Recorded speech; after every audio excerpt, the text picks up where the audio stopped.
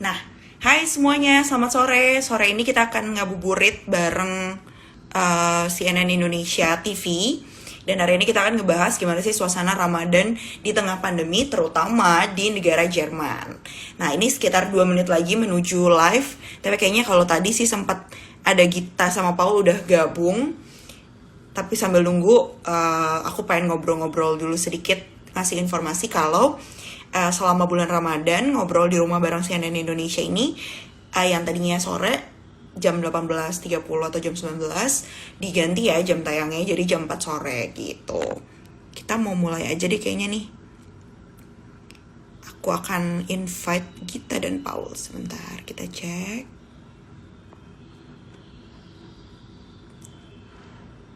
Kayak belum ada nih. Kita sambil tunggu. Ini udah ada yang... Oke, ini dia.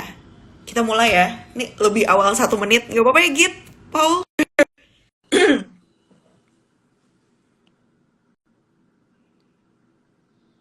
Kita tunggu. Halo. Hai. Halo. Selamat sore. Kalau di sini sore, di sana masih siang ya. Belum siang, bahkan jam Menjelang 11. siang. Makasih loh udah dibolehin untuk ngobrol bareng. Ini kayak ada posternya gitu loh, Git. Iya. Kayak kita ketutup. Bisa kayak gitu ya ternyata ya. Iya, jadi kayak baru tahu juga. Jadi di bawah tuh kalau misalnya kita jadi yang live pertama, di pojok kanan, di samping yang opsi filter-filter tuh ada gambar foto. Nah, kita bisa pilih. Jadi tuh sebenarnya ada fitur-fitur, misalnya nanti di tengah-tengah obrolan tuh, Bisa ngasih saya sesuatu pengen apa iseng gitu, gitu. misalnya, ingat gak foto ini? Sebenarnya bisa, tapi mungkin untuk next time ya. Kalau Oke, ini oke. kita agak-agak ngomongin hal-hal yang ya ini bikin seluruh dunia pusing gak sih adanya COVID-19 atau kalau virusnya itu kan coronavirus ya berarti ya. Iya, SARS-CoV-2. SARS-CoV-2 gitu. Well, terima kasih banyak Gita dan Paul udah boleh Masih udah ngabuburit bareng ngajakin. CNN. Hai semuanya, apa kabar? Sehat? Alhamdulillah. Ya, Sehat. gini-gini aja sih sebenarnya. Berarti ini total udah berapa hari di rumah aja? Kalau aku pribadi tuh nggak ada work from home sih, karena aku masih harus ke kantor seminggu sekali. Iya. Aha. Kalau lu juga? Sama kalau aku praksis kerja di klinik gitu, jadi kayak Aha. kerjanya lebih sedikit, cuma masih tetap harus datang ke sana. Tapi berarti kuliah gimana? Kalau kuliah lebih ke online sih sekarang, jadi kelasnya kelas Aha. online. Iya. Oke. Jadi kayak lebih ya emang tetap harus boleh keluar masuk asalkan emang kegiatannya perlu gitu Mengharuskan ya, ya. Iya. mengharuskan. Tapi kan kalau misalnya kayak terakhir tuh ngecek ya di beberapa portal berita juga ngasih tahu kalau di Jerman tuh mau dilonggarin gitu ya untuk kebijakan stay at home-nya. Itu gimana sih perkembangannya gitu, Paul? Jadi minggu lalu itu katanya kan per Bundesland sih sebenarnya mereka. Aha. Jadi Provinsi. per provinsi. Dia bilangnya kalau 30 April nih mau bahasnya apa sih dilonggarkan? Dilonggarkan. Is lockdown gitu ya. Iya, Aha. dilonggarkan. Nah, tapi hari ini Merkel baru bilang pelonggaran itu lebih baik ditunda aja sampai 6 Mei katanya. Oke. Berarti aturannya masih tetap kayak kemarin-kemarin gitu ya, yang tadi sempat disampaikan sedikit gitu. Betul. Nah, tapi sejak tanggal 27 April ya, yang toko-toko kecil itu udah bisa buka. Minggu ini kemarin. Oh, minggu ini. Toko-toko yang kecil itu udah bisa buka. Tapi kalau kayak mall yang besar, bahasa Jermannya tuh Kaufhaus gitu, kayak rumah belanja. Nah, itu belum bisa karena terlalu besar. Jadi kalau misalnya lokasi tempat usahanya itu lebih besar dari 200 kuadrat meter kalau nggak salah, itu belum boleh buka. Jadi kayak yang usaha-usaha kecil dulu yang boleh buka. Oh. Selain itu apa lagi nih yang dibolehin dan yang nggak dibolehin kalau selama masa? Sekarang salon lockdown udah ini? bisa buka, salon Oke. udah bisa. Cuma si tukang potong rambutnya beserta kliennya harus pakai masker. Dan untuk kayak nyukur jenggot gitu yang diharuskan dia kontak itu nggak boleh. Jadi cuma potong rambut gitu. Dan itu juga harus dia harus buat reservasi gitu loh. Reservasi dulu ya. Jadi Terus benar-benar kayak harus memastikan. yang ada di dalam salonnya, jadi nggak lebih dari 2 atau 3 orang gitu per. Oke. Berarti kayak Fresh. physical distancing-nya tetap dijaga dengan baik gitu ya. Betul. Ini kan udah hari kedua ya berarti Ramadan. Itu pasti Betul. beda dong selama Ramadan waktu itu di Indonesia yang udah terakhir Ramadan di Indonesia tahun berapa coba ditanya. Udah lupa banget udah saking nggak pernah puasa Udah di lama Indonesia. Iya. Terus kayak soalnya kalau kita mau ngomongin Ramadan di Indonesia, ngomongin mudik juga udah pasti kalau mudik Lebaran ya pasti udah kapan tuh ya gitu kan Ramadan di Indonesia udah lama banget juga kan. Nah, tapi kan ini beda ya Gita dan Paul, kayak biasanya kalau kemarin-kemarin oke, Ramadan jauh dari rumah gitu, nggak mudik saat hari hanya, terus Ramadan juga ya udah merasakan di Jerman gitu. Tapi kan tahun ini beda nih, ada pandemi. Apa sih yang paling kerasa beda dibandingkan Ramadan sebelumnya? Ada nggak? Kalau aku pribadi nih, karena pas Ramadan sebelumnya juga aku jarang yang kayak tarawih di masjid gitu.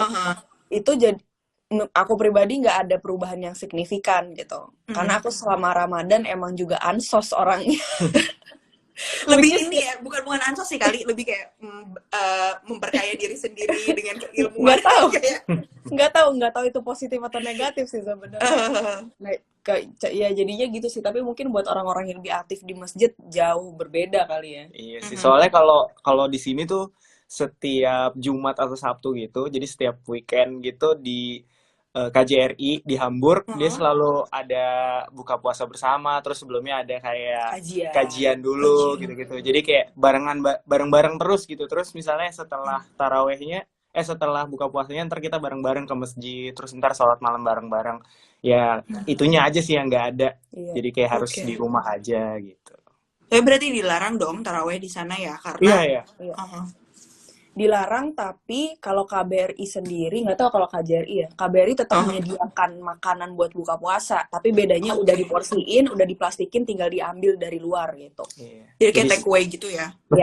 Iya.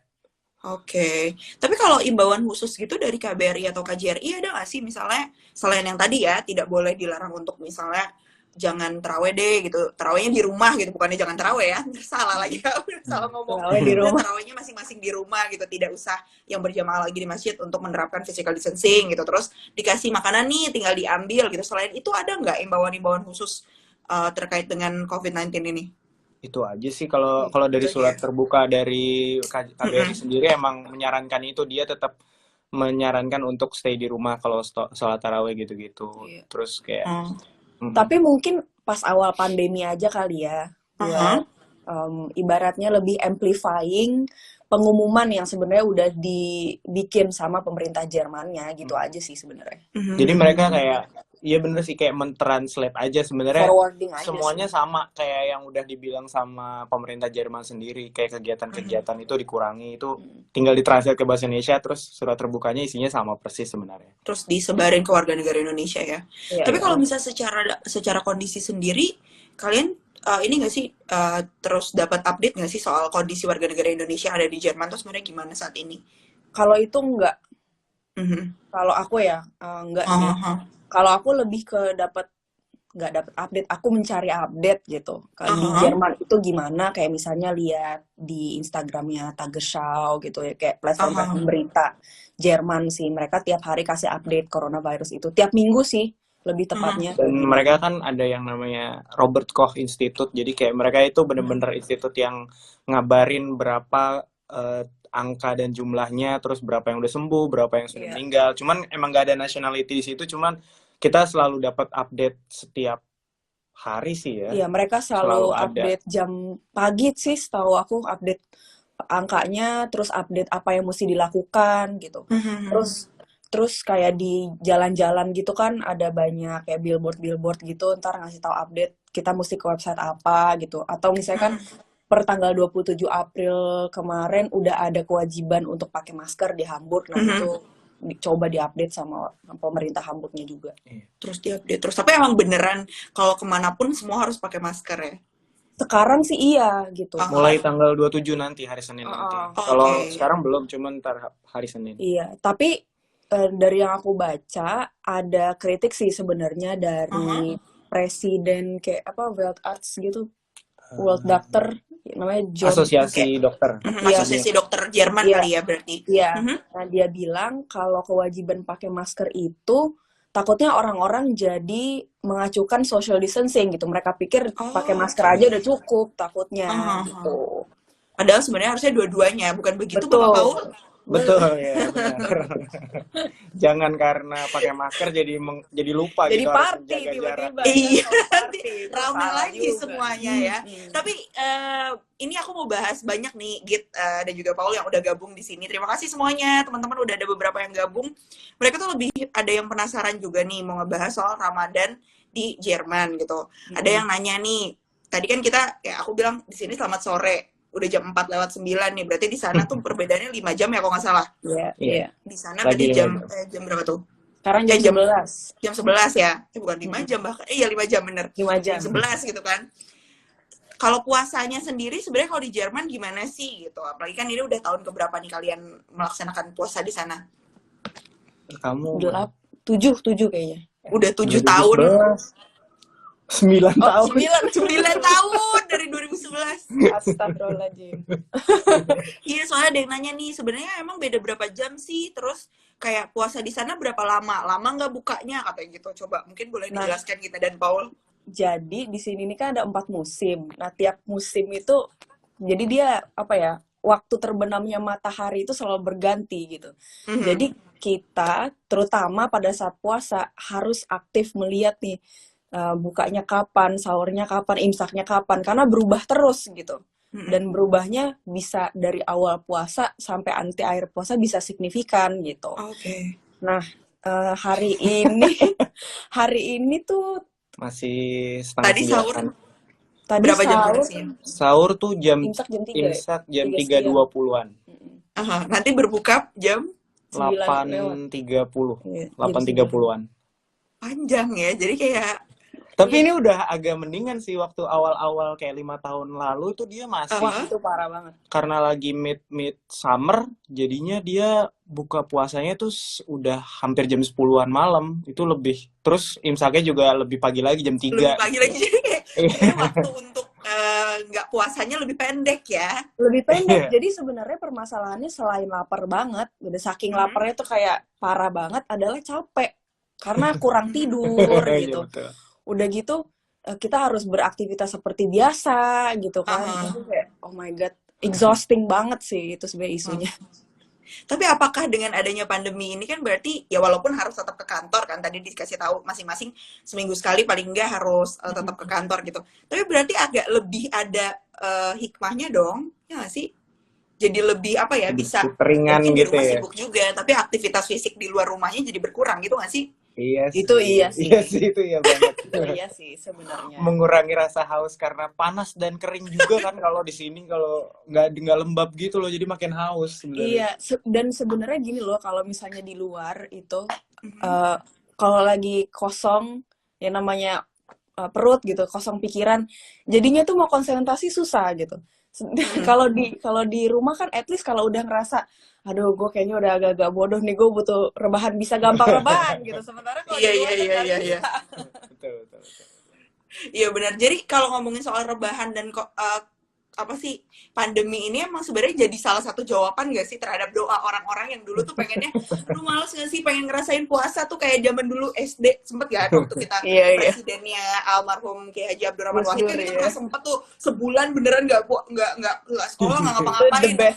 Bener nih kejadian ya kan. The best banget. Cuma kalau yang aku lihat itu dari musim-musim di Indonesia karena selama ini yang namanya puasa itu kan kayaknya euforianya gitu kan. Nah ini tiba-tiba drastis berubahnya, jadi mungkin itu sih yang bikin agak shock gitu. Iya sih benar. Jadi kayak tapi ya yang apa ya Git sebenarnya yang cukup bikin sedih. Kalau saya pribadi sih bilang cukup sedih ya, kan pemerintah tuh udah ngasih tahu, terus juga dimanapun gitu kan ilmuwan-ilmuwan udah ngasih tahu para ahli ini pentingnya untuk tetap physical distancing gitu. Bahkan alim ulama juga banyak yang udah ngasih tahu nggak apa-apa untuk nggak usah ibadah dulu di masjid, kita ibadah di rumah masing-masing asal esensinya tetap dapat gitu. Tapi masih tetap banyak nih Git yang kayak gitu. Nah pandangan kita sama Paul terhadap hal itu gimana nih? Gitu. Siapa tahu nih followersnya ada yang saat ini lagi nonton terus sebenarnya tadi udah siap-siap gitu dia udah nyetrika mukena gitu buat terawih gitu ke masjid gitu. Kalau aku pribadi sih lihat apa ya, takar terus antara manfaat dan mudarat sih kalau buat aku. Apalagi soal pandemi kayak gini, aku ngelihatnya sangat obvious sekali. Mungkin kamu juga ya.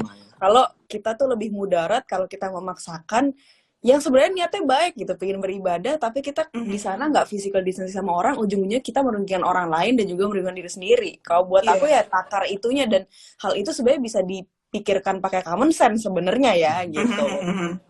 Kalau buat aku sih mudah untuk berpikir ke sana. Cuma ada orang-orang di luar sana yang mungkin girahnya besar banget gitu, semangat untuk beragamnya besar sekali sampai dia tidak bisa memikirkan ke sana mungkin gitu. Apalagi ini kan Ramadan, di saat gimana orang tuh pengen banget gitu. Berlomba-lomba Iya, pahalanya kan pahalanya lebih baik gitu kan. Apalagi kan kalau kita berjamaah kan pahalanya lebih besar gitu kan. Betul. Tapi kita nggak tahu apakah kita itu taunya menjadi carrier lagi. Iya kan? Exactly. Iya benar. Masalah yang ada. Iya. Lagi pula kan hal-hal itu juga ya yang kemudian kita jadi perhatian kita ketika ngebahas soal mudik ya nggak sih, kayak oke, fine aja nih, ngerasa sehat-sehat aja, tapi kan kita nggak tahu nih apakah kita sebenarnya carrier atau bukan, terus malah nanti takut nyesel nggak sih begitu sampai di rumah. Malah orang-orang tersayang kita ternyata kita yang bawa virus gitu. Betul. Dan aku rasa sih narasi itu yang sebenarnya harus lebih di-amplify lagi, karena sekarang mungkin orang merasa, apalagi kayak di Amerika kan ada yang sampai anti lockdown karena lockdown itu komunisme atau apapun itu. Aneh banget. Menurut aku mereka nggak terpikir bahwa this is not about you gitu, this is about other people gitu. Dan kayaknya banyak orang yang belum internalize itu sih. Banyak yang mikir, oh gue fine aja kok gitu, gue nggak akan sakit.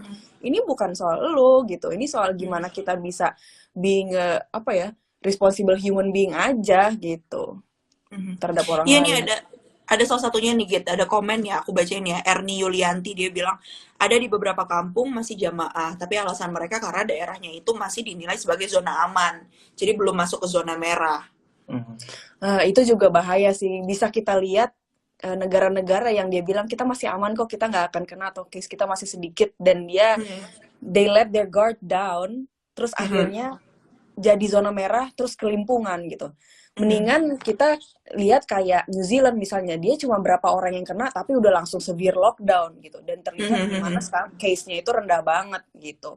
Mendingan mencegah daripada mengobati. Emang kalau dalam case kayak penyakit yang menular itu preventif yang harus dilakuin, itu harus utama. Kayak menunggu case pertama atau menunggu case kedua, ketiga, keempat sampai ke-10 dulu, itu kayak ujung-ujungnya akan telat gitu. Betul, apalagi sekarang obatnya belum ada gitu kan, vaksinnya belum ada. Benar. Lagi pula kalau ngomongin kasus positif atau seseorang itu positif atau enggak, kan itu bicara lagi soal deteksi kan. Ya mungkin orang positif udah lebih banyak dari angka yang ada, karena orang yang dites emang masih sedikit gitu. Betul. Apalagi di Indonesia kan emang angkanya juga nggak jelas gitu, terus siapa yang bisa dites apa enggak juga nggak jelas gitu. Kalau di Jerman sendiri tiap minggu tuh dia 150 ribuan rata-rata yang dites gitu, makanya angkanya tinggi gitu. Jadi kita sebagai warga Jerman itu bisa agak mengukur lah, kira-kira merasionalkan nih kita harus aware-nya, dan untuk hati-hatinya tuh seberapa ya gitu, karena datanya ada. Cuma kalau di Indonesia kan datanya nggak ada gitu. Masih kita pertanyakan terus gitu ya. Nah, tapi kalau misalnya ngomongin soal tadi tuh, kita bicara soal penanganan virus ini di Indonesia dan juga di Jerman, selain masalah dari pengecekan atau pengetesan kan. Kalau di Jerman kan kita tahu tesnya terus dilaksanakan gitu, rapid testnya, kitnya juga banyak gitu. Di Indonesia kan memang tadi dikasih tahu, yang tadi sempat disampaikan oleh Gita dan juga Paul ya, angka orang-orang yang dites juga lebih rendah gitu. Nah, selain itu apalagi sih menurut kalian yang signifikan banget di perbedaannya? Mungkin bisa cerita dari sudut pandang waktu di Jerman ya. Kalau di Indonesia kan mungkin update-nya lewat informasi-informasi dari media nih. Nah, kalau di Jerman yang dirasain apa nih yang paling beda banget penanganannya? Di Jerman, aku waktu itu membandingkan isi dari website Menteri Kesehatan di Indonesia sama di Jerman. Itu beda banget. Di Jerman itu literally lengkap sekali apa yang kita mesti lakukan. Misalnya kita mau traveling, misalnya kita terdampar di negara lain mesti ke Jerman. Terus kita sedang ada di Jerman, itu apa yang terjadi, update-annya semua jelas gitu. Nah, sementara di Indonesia infonya nggak gampang dicari. Kayak yang Mevri bilang, kita cuma bisa relying on media gitu. Sementara untuk relying ke pemerintah, pemerintahnya aja beda-beda gitu. Yang pusat sama yang lokalnya ngomongnya, yang daerah ngomongnya aneh-aneh gitu. Bingung juga kan orang jadi, gue mesti kayak gimana nih? Itu sih salah satu. Kayak aku melihat tuh ya kalau di Indonesia, pemerintahnya tidak punya power untuk menjadi yang apa ya, yang diandalkan gitu. Padahal mestinya dia di sini tuh jadi orang yang kita look up tuh. Kayak informasi paling pertama betul, harusnya kan kita pemerintah dari sana gitu dengernya. Itu menurut aku salah satu tindakan preventif kalau misalnya ada misinformasi, kalau misalnya ada kayak treatment hoax gitu kan, itu sebenarnya bisa sangat di-prevent kalau pemerintah punya peran itu, tapi sayangnya tidak gitu. Oke, dan harusnya lebih bisa responsif lagi juga ya terhadap banyak-banyak hal atau pemberitaan yang kayak tadi sempat dibahas hoax gitu kan, yang aku sempat nonton salah satu kontennya Paul dan Gita kan, itu bener banget sih, setiap brand yang sekarang ingin meluncurkan suatu produk itu pasti akan menyelipkan antivirus corona gitu kan, padahal ya itu lagi, emang sih sebenarnya semuanya itu bisa balik lagi ke common sense kita bisa cari tahu apakah itu benar atau enggak, tapi kan namanya orang panik ya. Betul. Orang panik ya nggak sih? Jadi kayak masa masker deh itu langsung harganya melonjak gitu, terus kayak bahasan banyak hal lah pokoknya yang kemudian diragukan gitu. Nah, kita sama Paul ini kan juga sebagai content creator ya, yang juga banyak nih ibaratnya pendengarnya, banyak yang kemudian mau tertarik dengan apa yang disampaikan oleh kalian. Nah, pandangannya gimana terhadap banyak yang misinformasi yang ada, dan cara kalian nih gunain, aku bisa bilang kayak tanda kutip ya, power di social media untuk kemudian tackle informasi-informasi negatif itu. Kita sih gemes banget sih sama kayak yang ada di video itu, kayak kita kesel banget sama orang-orang yang mencoba menggunakan situasi seperti ini untuk kayak gaining their own interest gitu, terus kayak sebenarnya nggak etis aja, mau itu kayak sebagai strategi penjualan itu kayak nggak etis aja ya. Dengan konten dengan YouTube itu sih kayak cara kita untuk mencoba meluruskan lah gitu. Dan ada kebetulan background kita itu legit enough gitu untuk kita akhirnya bisa untuk mencoba untuk debunking hoax tersebut gitu. Kayak ibaratnya kalau aku backgroundnya bukan kimia, ya aku sama aja gitu ibaratnya. Kalau bisa mau debunking, ya gue nggak ada basisnya gitu. Begitu juga Paul yang debunking tentang kedokterannya, untungnya dia ada background di sana gitu. Kebetulan backgroundnya juga bisa mendukung itu sih jadinya. Tapi responnya sempat nggak sih ada yang benar, kayaknya kalian deh malah yang gitu, gimana tuh? Untungnya sih nggak ada, untungnya nggak ada sama sekali. Kan aku pernah lihat gitu ada salah satu selebgram atau beauty vlogger yang dia bener sih itu calling out beauty product, ini nggak ada hubungannya sama corona, beauty product yang sebenarnya salah gitu, yang secara medis itu bahaya gitu, kayak misalnya dia obat pemutih mungkin pakai mercury atau segala macam.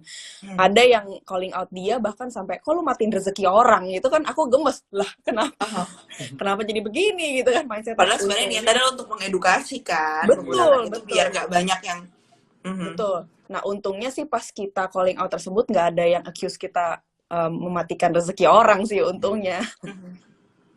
Atau emang mungkin si viewernya juga udah mengerti sih harusnya. Mereka juga udah kayak paham ya. Iya, udah paham juga harusnya. Ini mungkin udah beberapa kali ditanyakan sama orang-orang, tapi ini kayak aku pengen nanyain lagi. Kalau kalian tuh sebenarnya lebih memberikan arahan kepada mereka yang menyaksikan karya-karya kita dan Paul tuh gimana tuh biar nggak mudah termakan sama hoax dan nggak gampang percaya sama hal-hal yang sebenarnya belum tentu benar tuh informasinya. Sebenarnya kalau menurut aku nih, sotonya aku, kenapa kita akhirnya bisa di dalam state panik itu kan namanya apa ya? Bukan state normal gitu. Nah, tapi salah satu yang bisa ngereduksi itu adalah dengan kita berpikir kritis gitu. Kalau kita, menurut aku, kalau kita punya ability untuk berpikir kritis, akan ada tuh thought proses double, bahkan triple, bahkan 4 kali, 5 kali. Ini bener nggak ya gitu? Apakah gue make sense ya gue panik segininya, bahayanya gimana untuk memproses informasi yang ada tuh kita akan punya gitu ability itu.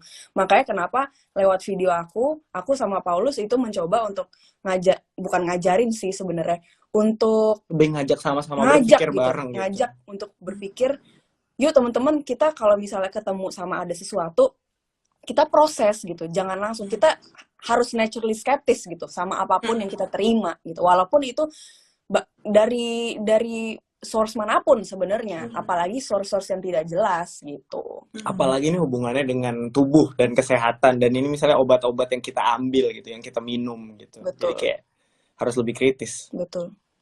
Termasuk sama itu tadi ya, arahan-arahan untuk nurut gitu ketika harus nggak mudik, ketika harus ketika harus benar-benar ngejalin physical distancing dan lain-lain ya. Betul, betul. Ini kayaknya banyak yang nanya-nanya juga nih, karena udah di sini kan udah ngabuburit ya judulnya, udah 5 kurang gitu kan. Ada yang nanya kalau di sana tuh pada rebutan takjil juga nggak sih sebenarnya kalau di Jerman? Aduh, itu salah satu nggak enaknya tinggal di Jerman, nggak ada yang jualan takjil. Oh iya. Iya, nggak ada. Malahan kayak ya orang-orang pada, kalau misalnya nggak ada pandemi nih, kalau puasa orang pada berjemur. Tapi yang berjemur bukan yang muslim sih. Bukan yang muslim sih yang berjemur. Kita ngelihat orang pada berjemur gitu, kayak enak banget gitu, makan es krim gitu. Tapi kalau ngomongin pengalaman, ini kan berarti kita udah 9 tahun. Paul juga berarti udah 9 tahun ya? Iya, di sini 9 tahun. Di Jerman gitu kan, ngalamin puasa udah berkali-kali. Ada nggak sih pengalaman paling menarik dan kayak nggak bakal lupa nih selama Ramadan di sana? Apa ya? Aku nggak ada yang menarik sampai semenarik itu sih. Paling cuma kalau atau nyebelin misalnya itu tadi, selain yang lagi aus-aus gitu kan, terus tiba-tiba lihat ke depan jendela, ini kenapa lagi pada makan es krim gitu kan. It's one thing gitu. Another thing. Paling kalau ini aja, dulu pas masih kuliah, aku kan kalau summer itu selalu nge-lab kan. Dan di Jerman itu kita nggak pakai AC biasanya. Nah, di labku juga nggak pakai AC. Dan kita harus pakai jas lab itu yang cottonnya tuh 100%. Jadi tebel banget gitu kan, biar nggak gampang kebakar. Itu bayangin aja, kita harus berdiri terus gitu kan. Kita harus melakukan percobaan yang selalu gagal itu gitu. Terus harus puasa. Terus kita udah mencoba untuk aware gitu kan, itu susah banget. Tapi kayak orang-orang di sekitar kayak nggak memberikan kita kayak give me slack gitu loh, kayak ya udah lu harus functioning gitu, jangan karena lu nggak makan nggak minum terus lu harus kayak, menjadi alasan untuk tidak produktif gitu ya. Exactly. Tapi yang ngeyeknya adalah mereka tuh nanya dulu, lu puasa ya? Iya. Lu berapa lama nggak makan nggak minum? Ya 18 jam. Wah gila ya. Tapi abis itu udah mereka kayak treating kita biasa lagi. Jadi empatinya ditunjukkan baru pas bertanya itu aja. Wah iya lama juga ya. Oke baik lanjut gitu ya. Iya. Kalau Paul gimana? Ada pengalaman ya gitu juga sih, mirip-mirip. Terutama kan kalau lagi kerja di klinik sekarang itu kayak dokternya sih kayak dia tuh kadang-kadang suka lupa gitu kalau aku tuh muslim gitu. Karena namaku kan kayak menurut dia, oh enggak nih, ini dia nggak puasa karena namanya nggak cocok dengan jadinya dia kayak suka kita mau ngopi atau mau minum es, terus aku harus selalu constantly ngingetin, dok lagi puasa dok. Oh iya sorry gitu. Sama bos aja sih. Cuma jadi nggak enak juga karena dia yang mau traktir ibaratnya gitu. Tapi iya udah nanti di hold aja sampai nanti buka puasa gitu, nggak boleh. Atau enggak duitnya aja gimana? Ditambah nanti di bonus gitu. Ya. Tapi kalau misalnya ngabuburit gitu, kalian ini nggak sih bener-bener nggak ada kegiatan ngabuburit gitu atau gimana? Masak sih di saat ngabuburit sih. Karena nggak ada yang masak, kita nggak punya pembantu gitu. Jadi sebenarnya udah lapar gitu, tapi masih harus ya masak gitu. Karena kalau enggak kita nggak ada makanan gitu kan. Karena kalau misalnya cuma makan yang nyomot-nyomot atau makan junk food apa-apa gitu, itu nggak sustainable gitu buat sehari gitu. Jadi kita benar-benar harus prep banget nih mau makan apa. Jadi asupan nutrisinya itu cukup gitu. Dan terutama kita ujung-ujungnya makannya juga cuma satu kali sih. Jadi kayak yang pas bukanya tuh lebih yang makanan kecil gitu. Terus ntar kita makan besarnya itu kayak sekitar jam 1, jam 2 pagi gitu. Betul. Kayak puasa di sini tuh harus ada strategi. Kalau nggak lemes banget asli. Strateginya gimana? Coba dibagikan ceritanya. Strateginya, jadi kayak yang Paul bilang. Jadi kalau pas buka puasa, itu jangan langsung apel segala macam makan yang manis gitu. Dulu sih. Buka puasa biasanya tuh jam berapa tuh? Oke, kita agak-agak nge-lag nih ya internetnya. Kurang lebih, setengah 9 malam. Di kita sama Paul. Oke. Gimana? Biasanya misalnya buka jam berapa? Terus harus ngapain gitu? Puasa itu bukanya jam 8:30. Nah, pas udah buka puasa itu sebisa mungkin kita menahan, kita resist the idea of kita nafsu pingin kayak makan semua gitu. Jadi kita harus makannya start slowly dan start little. Kayak misalnya makan kurma gitu atau snack-snack gitu yang udah kita siapin sebelumnya. Baru kayak sholat gitu-gitu, baru abis itu makan besar. Kayak makan yang karbo gitu, misalnya kita makan nasi atau makan pasta, kayak tadi malam kita makan pasta. Nah terus kalau mau sahurnya itu jangan makan besar lagi. Kalau kita berdua itu makan sereal atau makan oat atau gitu, yogurt gitu atau yogurt gitu. Terus kayak sesuatu yang bener-bener dense gitu, dense dan manis sih. Kayak kita butuh gula yang banyak, makanya kurma itu kayak bener-bener sangat membantu untuk jadi energy source gitu. Dan itulah yang bisa digunakan atau menjadi acuan untuk bertahan hidup selama menjalani puasa gitu ya. Karena tadi pada nanya tuh, di sana kan tadi ditanya tuh ada yang jualan takjil nggak ada ya kan kalau di Jerman. Jadi kayak harus semuanya bikin takjil sendiri, semuanya harus dimasak sendiri gitu. Tapi ada tradisi khusus nggak sih biasanya yang kalian lakukan gitu? Oke, ini adalah hal yang wajib banget kita lakukan selama Ramadan dan selama Lebaran itu, selain puasa ya. Kalau puasa kan memang harus dilakukan selama Ramadan gitu. Saya tradisi khusus dan unik, kayaknya nggak semua orang gini deh gitu. Kayaknya nggak ada sih. Nggak ada ya? Nggak ada sih. Kayak kebetulan aku sama Paulo tipe-tipe Tiba-tiba gitu manusia. misalnya, oke tahun ini kita akan buat album religi gitu, nggak ya? Oh my god. Oh my god, enggak sih. Malah tuh gara-gara puasa rebahannya jadi makin banyak. Karena pandemi ya. Betul. Apalagi kira-kira nggak ada tuh? Nggak ada sih. Kita berdua tuh orangnya kayak bukan tipe-tipe yang punya tradisi atau apa gitu. Kayak literally kita entah mager apa entah gimana gitu, nggak ada sih. Apalagi Paulus kan, berarti Paulus baru mulai puasa 2015 gitu. Dia lebih nggak ada tradisi lagi. Kayak masih. Tapi biasanya dia lebih rajin nggak sih jadinya, nggak ya? Nggak juga. Tapi menarik sih, yang pasti kayak seru banget karena selama ini nggak cuma pas masa pandemi gini aja ya, masa pandemi juga kayaknya juga membuat Gita dan Paul jadi lebih banyak konten-konten kreatifnya, terus juga makin apa ya, itu tadi yang menarik adalah di awal tadi aku sempat sampaikan kepada viewers yang di awal-awal, yang menarik adalah di sini Gita dan Paul kan gak cuma menyatakan hal-hal yang manis-manisnya aja, tapi juga banyak pemikiran-pemikiran kritis yang lagi-lagi itu untuk ngebuka kan pikiran. Dan paling nggak itu tadi lah, kita skeptis dan kita terus bertanya, questioning everything gitu kan. Betul. Soalnya tadi ada yang nanya nih di sini, mungkin ini jadi pertanyaan-pertanyaan yang masuk ke term-term terakhir juga, masih soal kaitannya sama Ramadan dan ibadah. Ada yang tanya nih, gimana sih caranya untuk mengedukasi generasi di atas kita gitu, apalagi orang tua gitu, yang boomer generasi X dan boomer gitu. Masih kayak ibaratnya ya dapat informasi misalnya di grup WhatsApp ini yang bener gitu kan, itu satu. Terus kayak bener kok, kita harus ini, kita masih zona hijau gitu kan, tadi sempat dibahas gitu, masih aman gitu.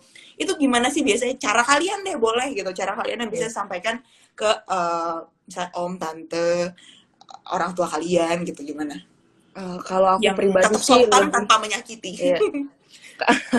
Kalau aku pribadi sih lebih ke ini sih, kita jangan sekali doang ngasih taunya, kita harus berkali-kali gitu, kita harus persisten gitu dalam hal tersebut.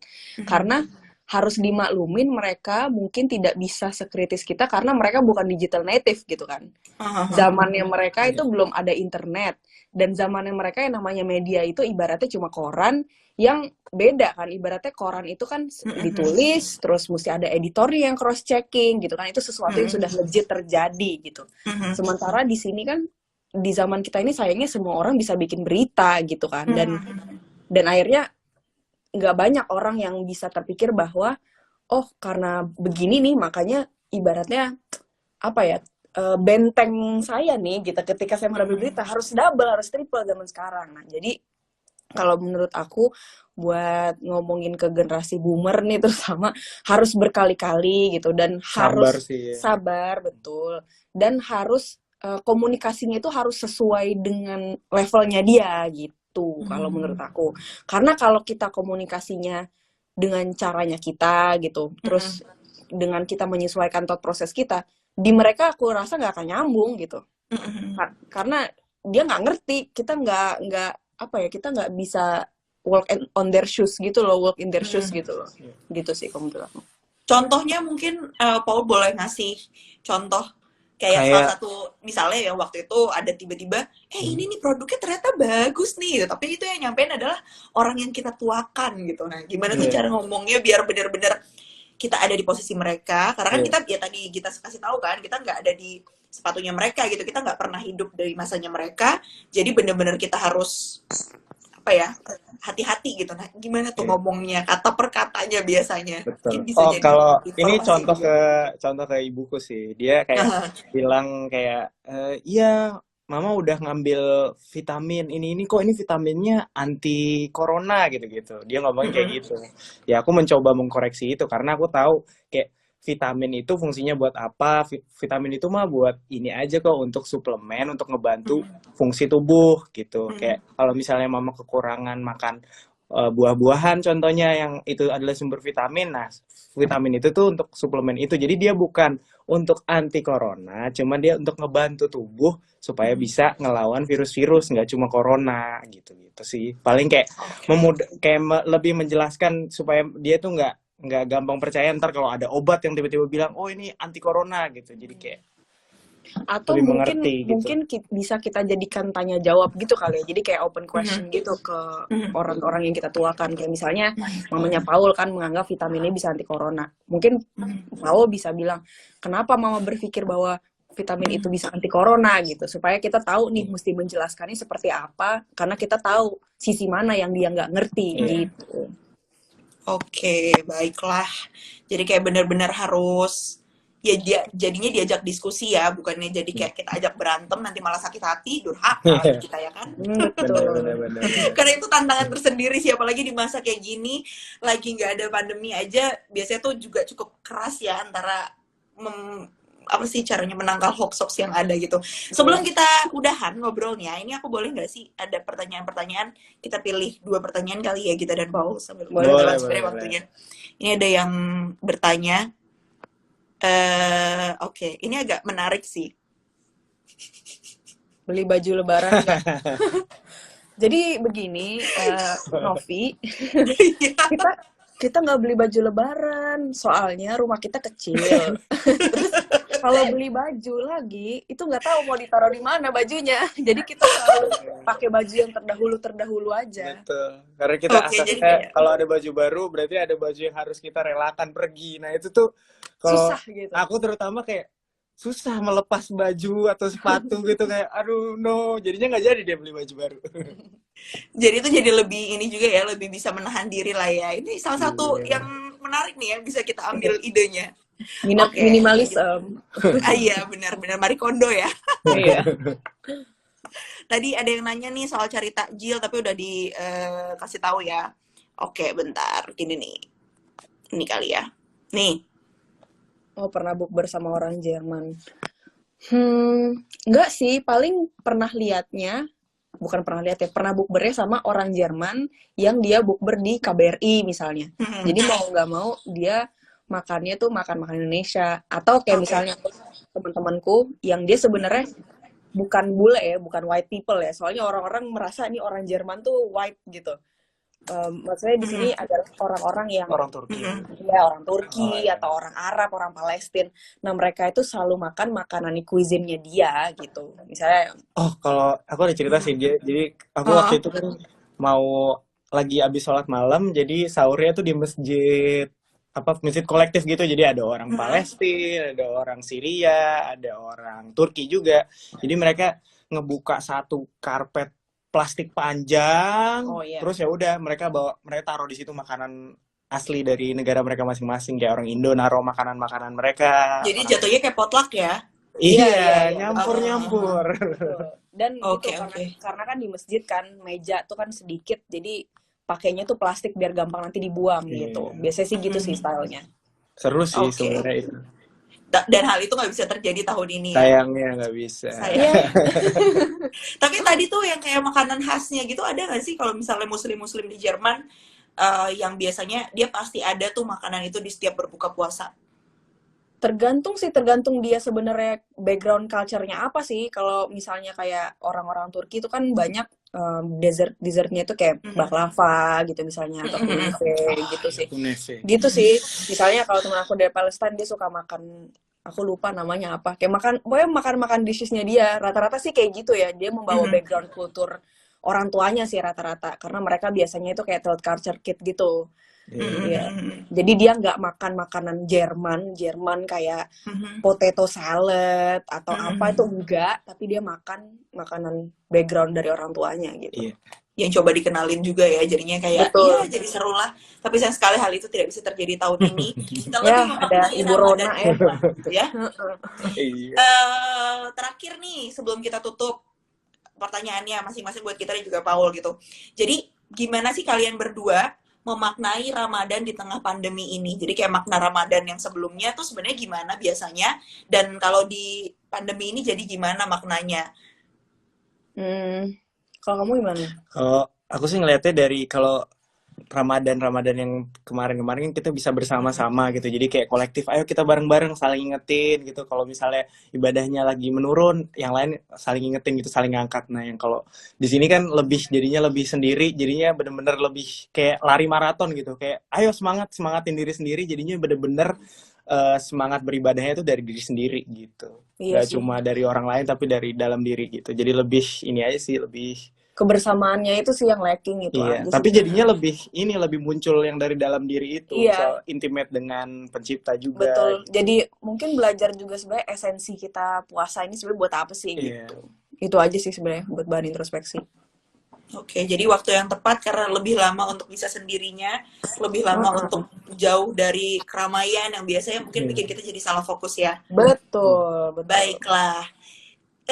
Sebenarnya mau udahan, tapi ini aku diingetin kalau ada satu, jadi setiap ngobrol di rumah, tadi kan CNN Indonesia ini selalu selama masa pandemi ini kita kemudian ngobrol ya sama beberapa orang untuk ngebahas nih beberapa hal-hal gitu. Dan hari ini sama kita dan juga Paulus gitu. Nah, kita selalu ada nih di bagian closing. Apa yang biasanya dilakukan oleh narasumber kita untuk saling jaga? Jadi cara kalian untuk saling jaga tuh gimana sih? Saling jaganya selama masa pandemi kayak gini.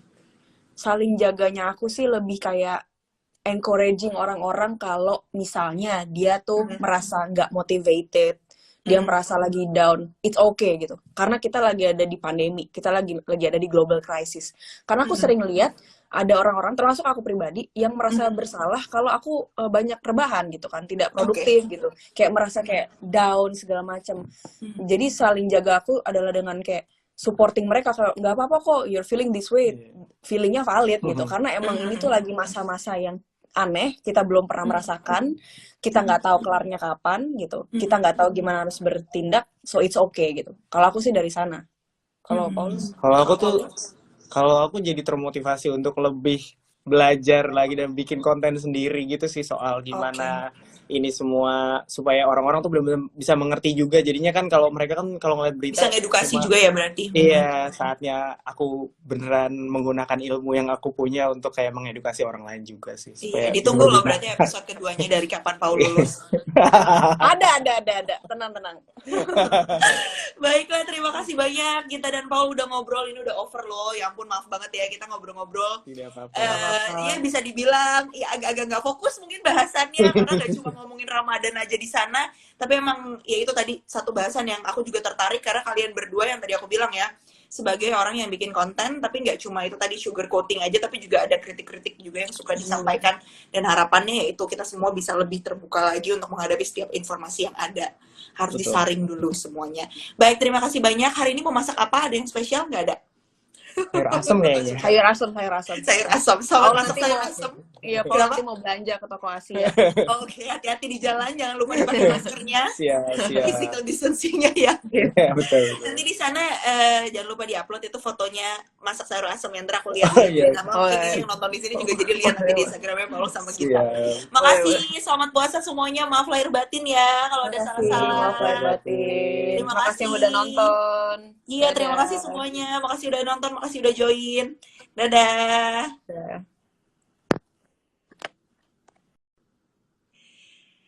Nah, itu tadi obrolan kita sama Gita, Saf, dan juga Paul.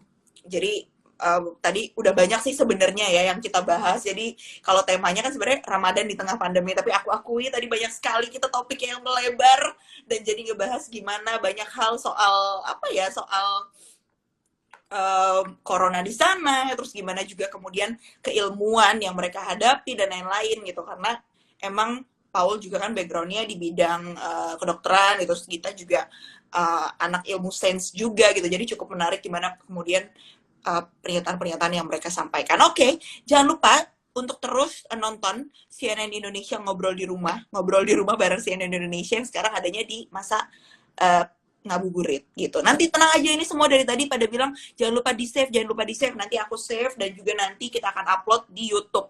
Jadi kamu bisa cek di YouTube-nya CNN Indonesia. Nah, nggak cuma malam ini aja atau sore ini aja, besok juga kita akan ngobrol banyak hal lagi, tapi spesifiknya besok kita akan ngobrolin soal tema yang satu ini nih.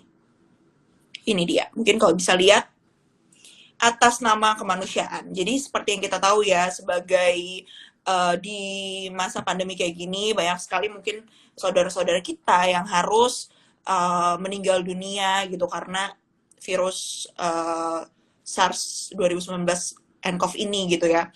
Nah, banyak juga yang kemudian harus terjangkit dari penyakit COVID-19. Dan selain dokter, ini juga banyak orang-orang yang ada di garda terdepan gitu, yang mereka ya memang harus melakukannya gitu, sebagai bagian dari tugas dan panggilan kemanusiaan. Untuk lebih jelasnya, ini aku akan invite aja anchor-nya yang akan ngobrol besok.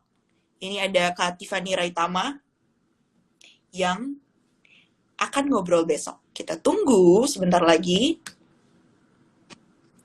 Lagi connectin. Hai Kak Tiffany, puasa nggak? Alhamdulillah, emang udah lemes gini nanti ya. Udah masak apa ngabuburit ini? Masak apa? Udah masak apa?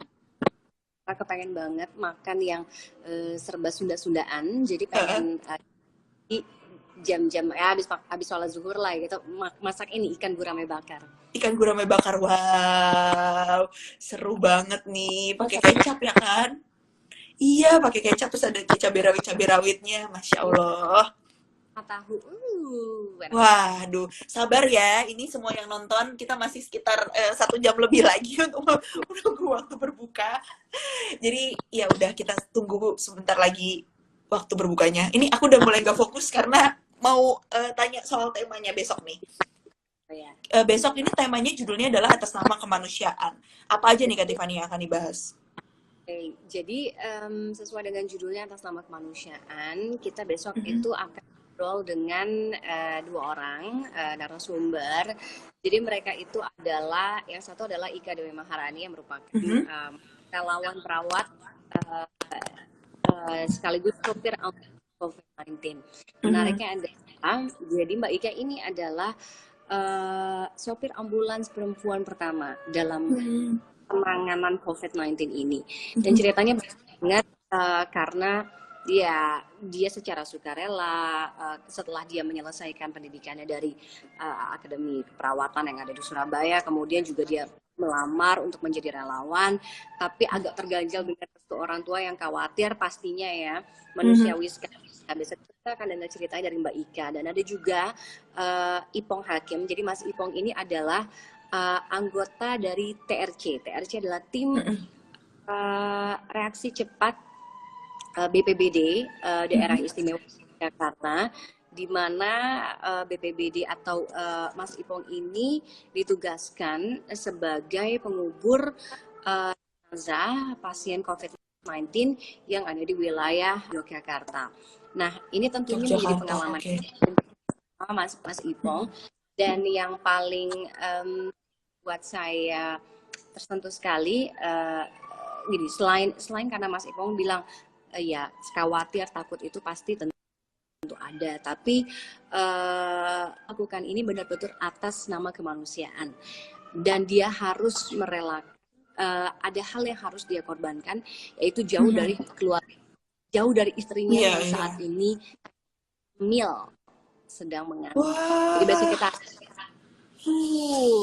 aduh, berarti ini udah berapa lama tuh Kak? 2 bulanan kali udah ya? Sebulan lebih pasti kan nggak ketemu ya?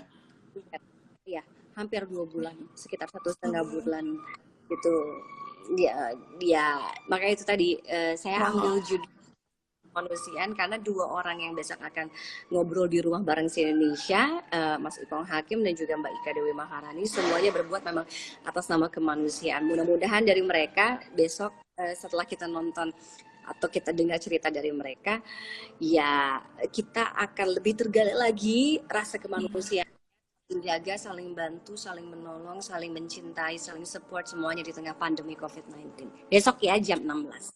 Besok jam 16, jangan lupa kita ngabuburit bareng sama Kak Tiffany dan juga ada Mas Ipong Hakim dan Ika Dewi Maharani. Jadi ini ceritanya kita bakal ini ya bener-bener, ya mungkin harapannya kita bisa lebih menggunakan porsi kita, makanya itu tadi nggak boleh bandel kemana-mana, harus tetap di rumah aja, kemana-mana harus pakai masker dan jangan mudik, ya kayak.